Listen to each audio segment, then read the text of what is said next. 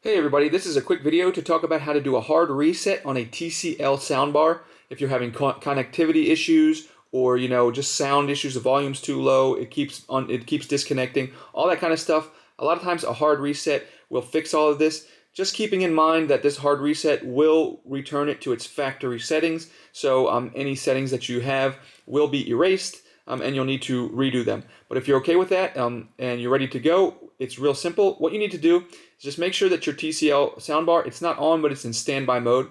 And then you're just going to press and hold the pair button. And you're going to press and hold it until it will actually pop up on the screen.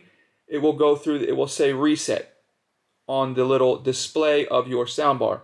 Once it says reset on the soundbar, you're going to press one more time the pair button to confirm, and then it will go through its reset process. And what it will do, it will go through it, it will turn off, and it will turn back on. And once it's turned back on, it will be fully reset to its factory settings, just like you took it out of the box.